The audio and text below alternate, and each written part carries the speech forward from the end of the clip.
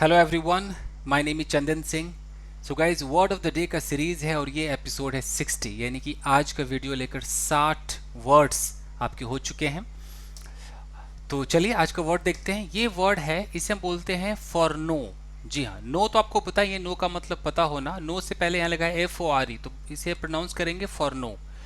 और जब इसे चेंज करेंगे वर्ब के रूप में तो foreknow, foreknows, foreknew, foreknown, foreknowing, ऐसे हो जाएगा। इसका मतलब होता है पहले से पता होना।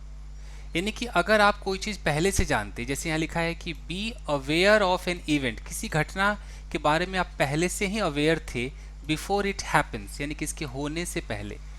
मान लीजिए कि आपके दोस्त को एक लड़की ने चाटा मारा। अब आप कह रहे हैं मुझे तो पहले से पता था कि वो चाटा मारेगी, ऐसा होता है ना। किसी ने आपकी इंसल्ट कर दिया, आप कह रहे हो मुझे तो मालूम था कि इंसल्ट वो करेगी या वो करेगा।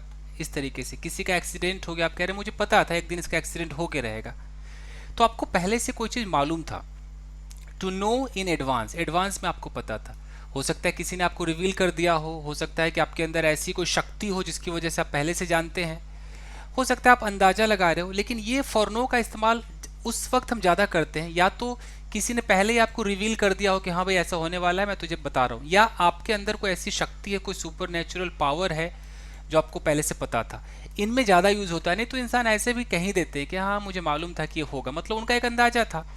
तो आप सिनोनिम के तौर पे कह सकते हैं कि एंटीसिपेट, पूर्वानुमान लगा लेना, एंटीसिपेट करना। फोरसी, पहले ही देख लेना कैसा होगा। डिवाइन भी कह सकते हैं, हालांकि डिवाइन ज़्यादा यूज नहीं होगा, बट डिवाइन भी एक वर्ब की तरह यूज हो सकता है। डिवाइन, डिवाइंस, डिवाइंड भी कर सकते हैं, यानी कि पहले से एक तरीके से अंदाजा होना, ऐसे बोल सकते हैं। हालांकि आपको फॉर यूज़ करना है, और एंटीसिपेट भी ज़्यादा यूज़ होता है। चलिए अब इसके एग्जांपल्स देखते हैं गाइस। गाइस देखिए, आई फॉर न्यू, यानी कि मुझे पहले से पता था हाउ शी वुड रिएक्ट, वो किस तरीके से रिएक्ट करेगी। तो ये मुझे पहले से पता था कि वो कैसे रिएक्ट करेगी। आई डिड फॉर नो, आपको पता है ना कि अगर डू, डज या डिड पहले लग जाए तो इम्फेसाइज करता है कि हाँ हाँ बिल्कुल मुझे मालूम था, मुझे मालूम तो था।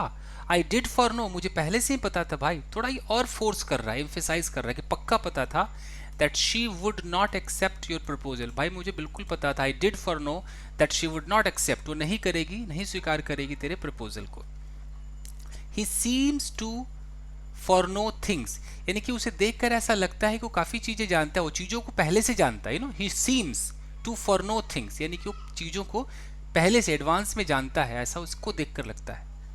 दैट सेंट, यानी कि वो जो साधु है, फॉर नोज हिज डेथ, वो अपने मौत को पहले से जानता है। तो ये होता है फॉर नो। आई होप कि आपके समझ में आ गया होगा। तो कुछ भी आपको पहले से पता था कि ऐसा होगा, तो आप फॉर नो का इस्तेमाल करो कि आई फॉर न्यू, मुझे मालूम था that she would give you this amount, वो तुझे इतना अमाउंट देगी, मुझे पहले से पता था। चलिए इसका आप एक स्क्रीनशॉट लीजिए गाइस। चलिए गाइस, मिलते हैं अगले वीडियो में। Till then take care, keep practising and have fun. Thank you guys.